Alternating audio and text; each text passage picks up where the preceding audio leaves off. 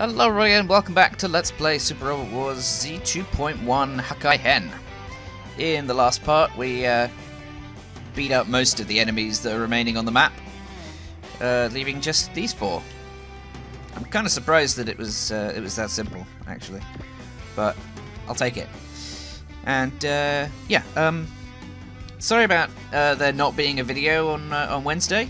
I was unfortunately dragged out to an event on Wednesday without being warned, and so I hadn't had time to upload and to record and upload a video for that day. Sorry about that, guys. Anyway, let's keep moving, shall we? So we've got a weakened Leo, we've got a weakened Genocidron, and a severely weakened Genocidron. Now, Genocidrons have 1 to 6 range, which means that I need to make sure that Setsuna is not in 6 range of them. The Virtue Tierra can hit at 6 range. The only unit in this entire team that can't hit at 6 range or more is Setsuna. So I need to keep Setsuna out of range, away from specifically 6 range from each of these things. So, not there, and not there. Well, that should be pretty easy. I can just move here if I want to. So Setsuna's at 117. That means that I can use the GN Beam Saber on you. Just throw down a focus because I can. Yeah, I'll use the GN Beam Saber on you. Because well, it should kill. It should get a kill, and that'll boost Setsuna's will above 120, which means there we are. Which means that he'll be able to get an extra attack because of his continue or yeah. Hey, strike. Yeah, he got an extra move because of what's it called? Kill and move or continue. And now we're going to move him down here. Actually, let's check. The Axio can also hit it to 6 range. So I can move him here. That's fine. Let's throw the GN Beam Saber. Let's throw the GN Beam Saber at you as well. I need to be able to actually hit everything that will counterattack me next turn. So I need to be out of range of anything that that Setsuna can't counter, basically. Yay! Everything's nearly dead.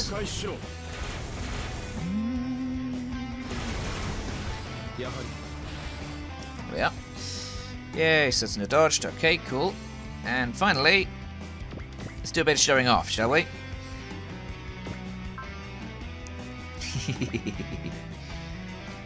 Let's go for maximum overkill. Unfortunately, I don't have luck or gain on any of these guys. Otherwise, I'd get far more out of it. But it's all right. Let's do this.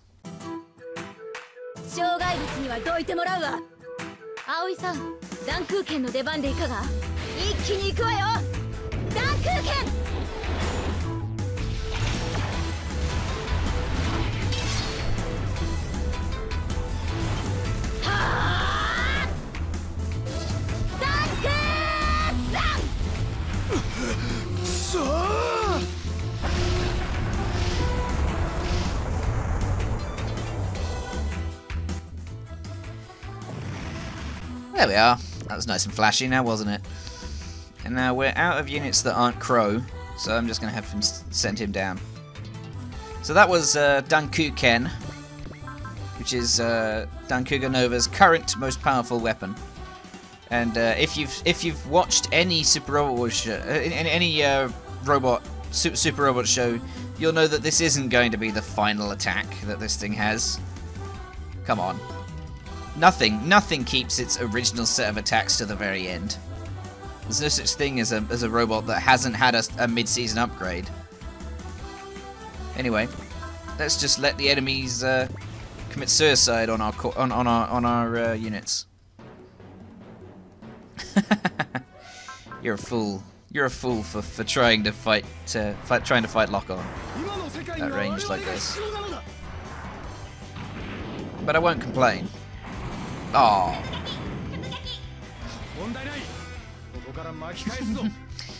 Damn it. Lock-on got hit. Well, that's why I was buffing his armor.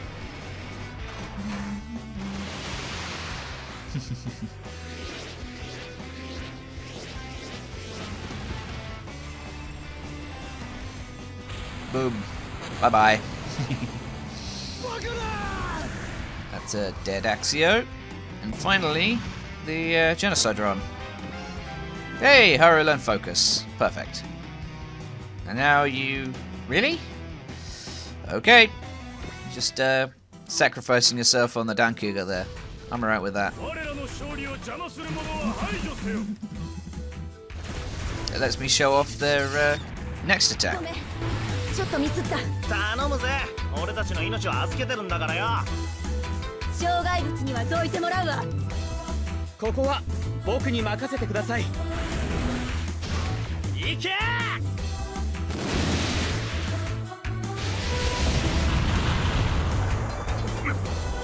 Fairly standard for super robots.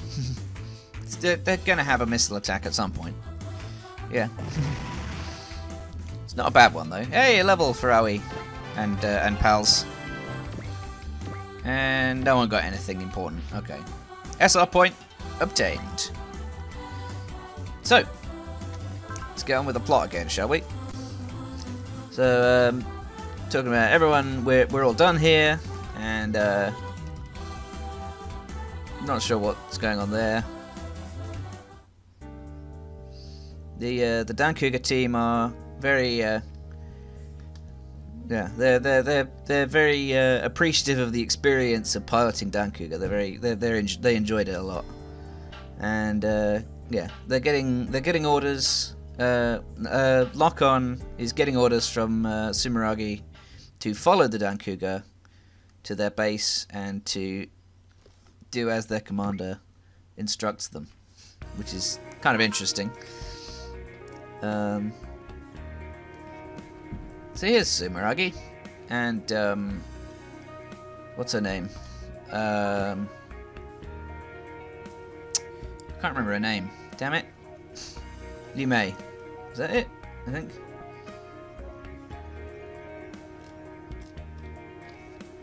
The spy.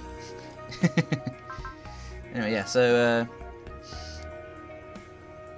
yeah. So the Celestial Being were already here at Dragon's Hive, and they were here to basically team up with the Dragon's Hive, because they're basically doing very similar things. Now the Gundam Meisters themselves still don't trust the Dragon's Hive very much. I can't say I blame them, but yeah, Sumeragi's saying that they have something to gain from the partnership. Tanaka's introducing himself.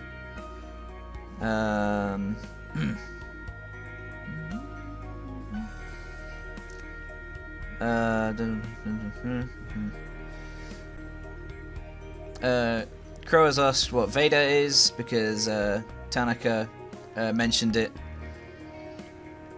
and Sumeragi's introduced herself as Celestial Being's tactician and commander.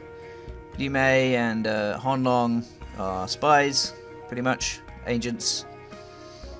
And Veda is Celestial Being's quantum computer, high power, high security, etc.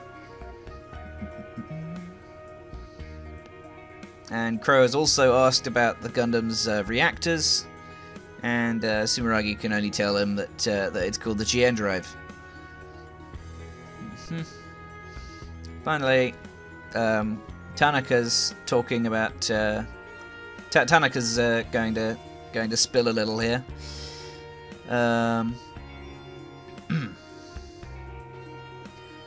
Tanaka is insisting that the Dragon's Hive is working toward the same goal as Celestial Being, but can't explain why Dancouga supports the losing side in every fight. He only says that they have a different outlook on what it takes to end war. Yeah, they're working on the pilot contracts. But in the meantime, Tanaka offers Celestial Being full use of the base's facilities. But yeah, it's not a trusting partnership, as you'd kind of expect, considering how it came into being. And as far as Crow's concerned, it doesn't really matter which way which way the balance of power shifts in this particular relationship, because he's still gathering data for Trier. So, anyway, that's all the plot that's going on here. Aoi's got a fair bit, a little bit of PP. So, her being a super robot pilot who starts in the very much real robot built Nova Eagle, she needs a few things. I mean, I like the fact that she has focus so that she can survive the early turns before she gets to whatever certain to whatever whatever will require. I think it is actually 130 will that you need to. Hang on. There we are. So Super Beast mode, yeah, it's 130 will. Transforms into Dancouga Nova at 130 will. And unstable unstable operation, presumably. Changes Dancouga Nova to Nova Eagle after 5 turns and disables Super Beast, so you can't transform back again. Yeah, so as I said in the previous part, Dancouga Nova has a 5-turn time limit after hitting 130 will. Anyway, yeah, so being a Super Robot pilot, she's going to want Super Robot pilot based skills. If I have a look at her stats, her skill is not good. Her skill is quite poor. So double attack is not good for her. Obviously, I'm going to want to pick up Kill and Move or Continue on her, because it's just really good in general. Energy save is definitely something that she's going to want, because Dancouga is very energy. Is very it's really like energy expensive, and probably will up on damage. Or either will up on damage or hit. Probably will up on damage. So will up on damage, energy save, and kill and move are all high priority pickups for Aoi. Guard is also pretty high priority, because Dancouga is not as tanky a super robot as you might imagine, sadly. And of course, Limit Break is useful on everybody, but unfortunately I don't have 5 slots to build this character with. So I think it's going to be will up on damage, energy save, and continue.